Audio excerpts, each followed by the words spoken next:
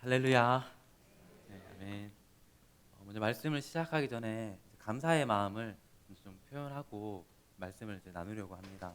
하나님의 은혜와 인도하심으로 대동교회를 오게 되었고 이곳에서 목회자로 잘 훈련받을 수 있음에 감사합니다. 그 가운데 많은 성도님들이 격려해 주시고 또 기도해 주셔서 힘을 많이 얻고 있습니다. 이 자리를 빌려서 감사의 마음을 전합니다. 오늘 말씀을 통해서 우리 모두 다시 복음 앞에 서고 복음으로 충만해져서 하나님의 은혜를 깊이 누리는 시간이 되기를 소망합니다. 네.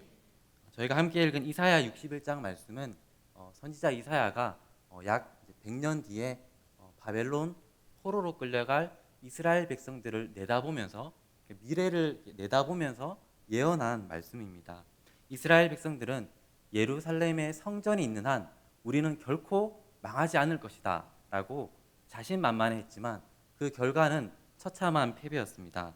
바벨론 느부갓네살 왕은 예루살렘 성전과 왕궁, 심지어 모든 집을 불살라 버렸습니다. 그리고 이스라엘 사람들은 바벨론 포로로 끌려가게 됩니다. 그들은 포로로 끌려가면서 아마 이런 질문을 하나님께 던졌을 것입니다. 왜 우리가 바벨론에게 진 것인가? 당시 고대 근동 세계관에서 전쟁은 신들의 전쟁으로 여겨졌습니다. 어떻게 여호와 하나님이 바벨론 사람들이 섬기는 그 마르둑 신에게 패배할 수 있단 말인가? 이런 질문을 안고 그들은 바벨론 도시에 도착했는데 도시에 도착했을 때 이스라엘 백성들은 또 한 번 더 큰 충격에 빠지게 됩니다. 바벨론 도시는 그 당시 가장 잘 사는 도시, 가장 화려한 도시였습니다. 최대 인구는 18만 명으로 추정되고 바벨론 도시 안에는 마르둑을 위한 거대한 신전, 가로 세로 높이가 91m에 달하는 아주 거대한 신전이 있었습니다. 그 바벨론 도시를 바라보면서 마르둑 신을 섬기는 바벨론은 왜 이렇게 잘 살고 하나님을 섬기는 우리는 왜 이렇게 비참한가 질문했습니다. 도무지 이해할 수 없는 상황 앞에서 바벨론 포로 땅 한가운데에서 그들은 오늘 우리가 함께 읽은 이사야 61장 말씀을 읽었을 것입니다. 말씀을 읽으면서 이스라엘 백성들은 기름 부음 받은 자를 기다리기 시작했습니다. 기름 부음 받은 자가 오면 아름다운 소식을 전한다. 기름 부음 받은 자가 오면 복음을 선포한다. 기름 부음 받은 자가 오면 마음이 상한 자를 고치고 포로된 자에게 자유를, 갇힌 자에게 노임을, 기쁨과 찬송과 영광이 임할 것이다. 그들은 기름 부음 받은 자를 기다렸습니다. 1년이 지나고 또 2년이 지나고 70년이 흘렀습니다. 바벨론 포로 역사 가운데 1차적으로 이 기름 부음 받은 자는 고레스 왕으로 볼 수 있습니다. 이사야 45장 1절 상반절 말씀을 보시면은 여호와께서 그의 기름 부음을 받은 고레스에게라고 나옵니다. 고레스를 기름 부음 받은 자라고 표현하고 뿐만 아니라 고레스 왕을 설명하는 본문들과 이사야 61장 말씀 사이에는 또 여러 연결점들이 있습니다. 그렇다면 고레스 왕이 선포한 아름다운 소식, 복음은 무엇이었을까요? 바로 예루살렘으로 돌아가서 성전을 재건하라라는 소식이었습니다. 아름다운 소식이고 복음입니다. 그러나 문제는 대부분의 바벨론에 살았던 이스라엘 백성들이 고레스 왕이 선포한 이 아름다운 소식을 복음으로 받아들이지 않았다는 것입니다. 그들은 70년을 바벨론 땅에 살면서 이미 그 땅에 정착했습니다. 당시 바벨론은 교육, 경제, 문화 모든 면에서 가장 잘 사는 나라였습니다. 이스라엘 백성들은 땅을 소유했고 심지어 노예를 소유하는 자들도 있었습니다. 회당을 중심으로 종교 생활도 하고 있었습니다. 한마디로 이들은 그 땅에 잘 정착한 것이죠. 이런 상황 가운데 고레스 왕은 예루살렘으로 돌아가서 성전을 재건하라라는 칙령을 내립니다. 대부분의 이스라엘 사람들은 이 말이 복음으로 아름다운 소식으로 들리지 않았습니다. 바벨론은 당시 가장 좋은 인프라를 가지고 있는 곳이고 예루살렘은 황폐한 땅, 아무것도 없는 곳이었죠. 이스라엘 백성들의 입장에서 예루살렘으로 돌아가는 것은 상당히 부담스러운 일이었습니다. 가정이 있고 자녀들이 있는 경우에는 더욱 부담스러운 일이었습니다. 역사가 요세푸스는 포로 귀환 명령이 내려졌을 때 대부분의 이스라엘 민족은 여전히 바벨론 땅에 남아 있었다라고 기록합니다. 이처럼 우리도 신앙생활을 하다 보면 분명 복음이 선포되고 비전이 눈앞에 제시되는데 부담스럽게 들릴 때가 있습니다. 바벨론 포로 백성들처럼 우리도 하나님의 일보다 세상의 일을 크게 생각할 때 직업, 재산, 삶의 터전, 가족 이런 일들을 크게 생각할 때 그때는 복음이 기쁜 소식으로 들리지 않습니다. 그렇다면 이때 하나님은 우리에게 무엇을 원하실까요? 바로 가난한 심령, 절박한 심령, 갈급한 심령입니다. 복음을 있는 그대로 받아들일 수 있는 마음, 그 가난한 마음을 하나님 우리에게 원하십니다. 이사야 61장 1절 상반절 말씀은 이렇게 나옵니다. 주 여호와의 영이 내게 내리셨으니 이는 여호와께서 내게 기름을 부으사 가난한 자에게 아름다운 소식을 전하게 하려 하심이라. 가난한 심령을 가진 사람은 그 사람에게는 복음이 아름다운 소식으로 들립니다. 하지만 가난하지 않은 심령, 절박하지 않은 심령을 가진 자에게는 복음이 아름다운 소식으로 들리지 않습니다. 오늘 우리가 함께 읽은 이사야 61장 1에서 3절까지 말씀, 이 말씀의 1차적 성취는 고레스라고 말씀드렸는데요. 그러면 궁극적 성취는 누구일까요? 바로 예수님입니다. 예수님께서 나사렛 회당에서 이사야 61장 말씀을 읽으시고 난 뒤에 이렇게 선포하셨습니다. 이 글이 오늘 너희 귀에 응하였느니라. 이 말은 무슨 말인가요? 바로 내가 바로 그 기름 부음 받은 자, 내가 바로 메시아 그리스도이다 라고 선언하신 것입니다. 나는 너희에게 복음을 선포하기 위해 왔다라고 말씀하신 것입니다. 그러면 이 말을 들은 복음을 들은 나사렛 사람들의 반응은 어땠을까요? 참 놀랍게도 나사렛 사람들은 이 복음을 듣고 예수님을 낭떠러지로 끌고 가서 죽이려고 합니다. 참으로 완악한 심령이죠. 복음이 바로 눈앞에서 선포되었지만 거부한 것입니다. 하지만 복음서를 보면 주님을 절박하고 가난한 심령으로 찾은 사람들도 있습니다. 주님을 가난한 마음으로 절박한 마음으로 찾은 사람은 모두 예외 없이 복음의 은혜를 경험했습니다. 한 사람도 빠짐없이 주님을 만나게 됩니다. 사랑하는 성도 여러분, 오직 복음만이 우리를 구원합니다. 복음이 이 세상에서 가장 귀하고 가치 있는 것입니다. 복음이 선포될 때 복음을 가난한 심령으로 있는 그대로 받을 수 있는 저와 여러분이 되기를 소망합니다. 그리고 두 번째, 복음은 좁은 길, 사명의 길로 우리를 인도합니다. 바벨론에 있던 이스라엘 백성들 중에 고레스 왕의 포로 귀환 명령을 복음으로 아름다운 소식으로 받아들인 사람들도 있었습니다. 이들은 70년의 시간이 흘렀지만 계속해서 예루살렘과 또 성전 재건을 사모했습니다. 시편 137편 1절 말씀에 우리가 바벨론의 여러 강변 거기에 앉아서 시온을 기억하며 울었도다. 무슨 말씀입니까? 이들은 바벨론의 강변에 앉아서 시온을 기억하면서 예루살렘을 기억하면서 울었던 것입니다. 이들은 고레스 왕의 포로 귀환 칙령 이후에 넓은 길이 아니라 좁은 길을 기꺼이 선택합니다. 넓은 길은 무엇일까요? 바벨론 땅에 계속 남아있는 것이죠. 이미 삶의 터전을 잡고 있는 이 바벨론 땅에 남아있는 것은 넓은 길이었습니다. 하지만 좁은 길은 무엇일까요?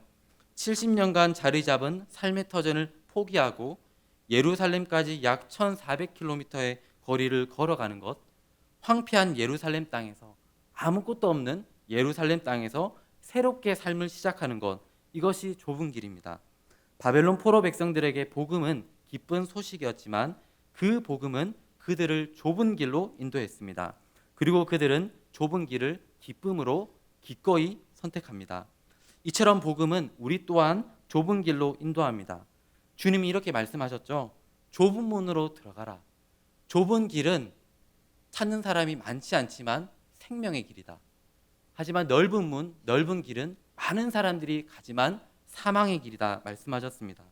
복음의 신비는 좁은 길을 걸어가는 자들, 사명의 길을 걸어가는 자들, 인간적인 눈으로 바라볼 때는 참 고단해 보이는 길이겠지만 막상 좁은 길을 걸어가는 사람에게는 세상이 줄 수 없는 기쁨이 있다는 것입니다. 이사야 61장 3절 상반절 말씀, 무릇 시온에서 슬퍼하는 자에게 화관을 주어 그 죄를 대신하며 기쁨의 기름으로 그 슬픔을 대신하며 찬송의 옷으로 그 근심을 대신하시고 슬픔과 죄가 아니라 화관, 기쁨, 찬송으로 바뀌게 되는 것. 복음의 역설입니다. 좁은 길을 걸어가면서 우리 모두 주님 주시는 이 진정한 기쁨을 누릴 수 있기를 소망합니다. 또한 복음은 그들을 사명의 길로도 인도했습니다.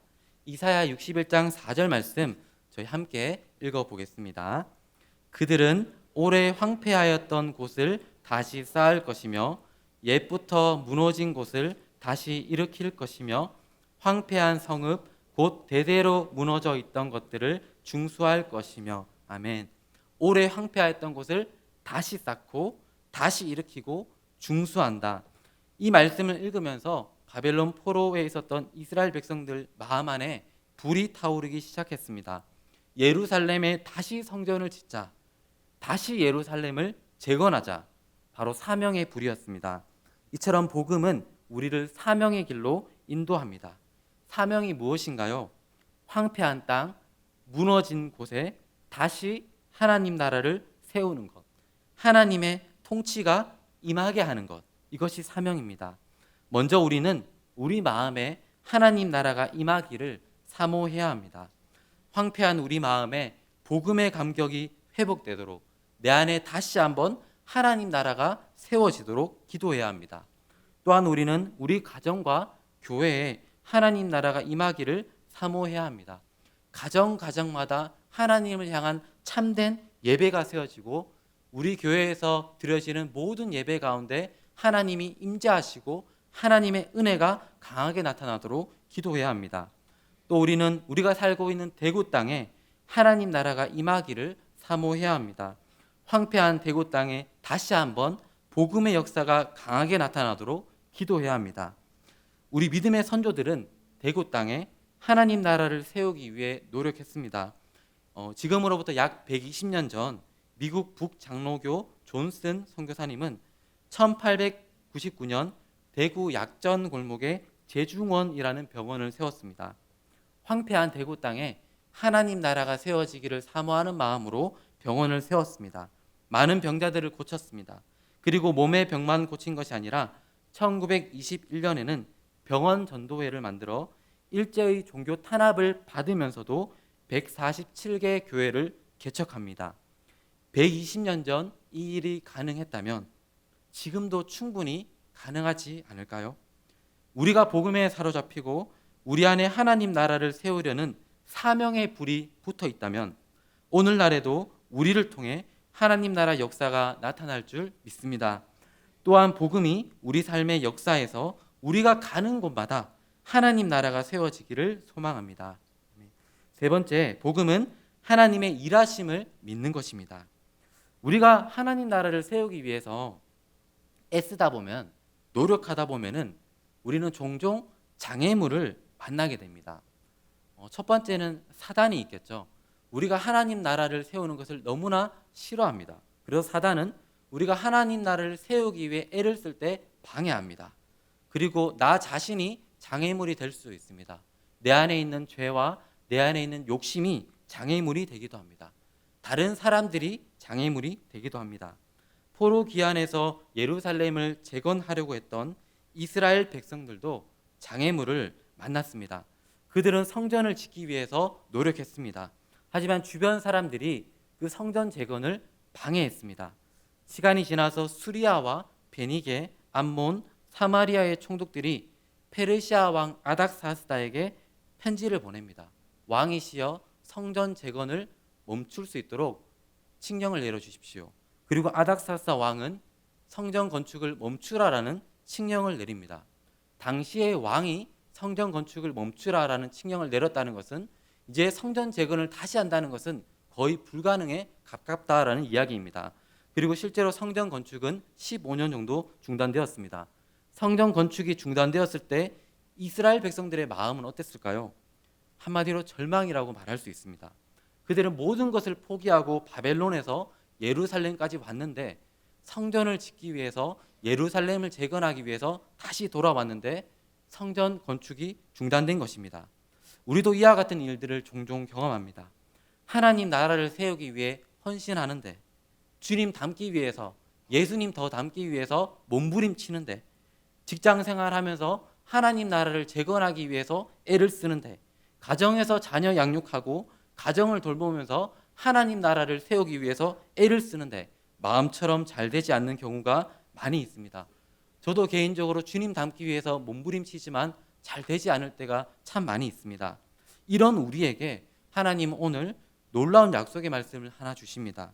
이사야 61장 3절 하반절 말씀인데 함께 읽어보겠습니다.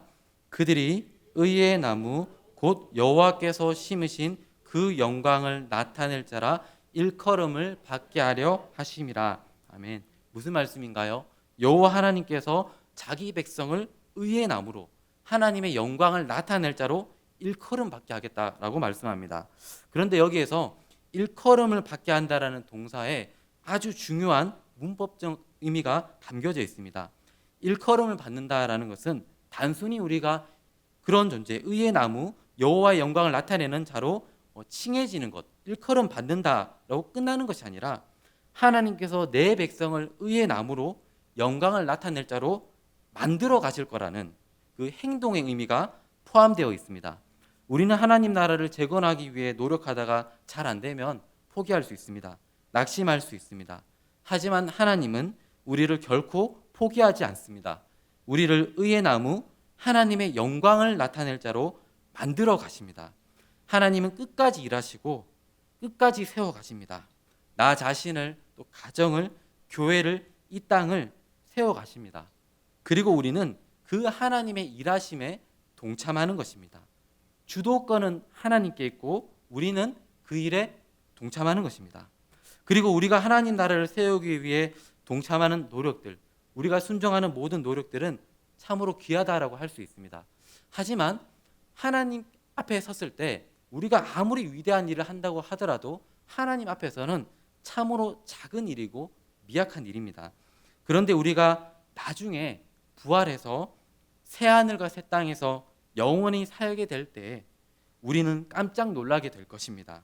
그것은 우리가 이 땅에서 하나님 나라를 세우기 위해 했던 작은 순종들이 영원한 새하늘과 새 땅에 영향을 주었음을 발견하기 때문입니다. 오늘 말씀에 이사야 61장 4절 말씀에 다시 재건되는 이 예루살렘은 요한계시록 21장의 새 예루살렘으로 연결됩니다. 그러므로 교회를 세우기 위해 우리가 하는 작은 순종들, 주차위원이나 교사, 주방, 찬양대, 또 성가대, 우리가 하는 모든 어떤 순종들은 헛되지 않습니다. 모두 의미가 있습니다. 우리의 작은 순종을 통해 결국 하나님께서 하나님 나라를 완성하실 것입니다.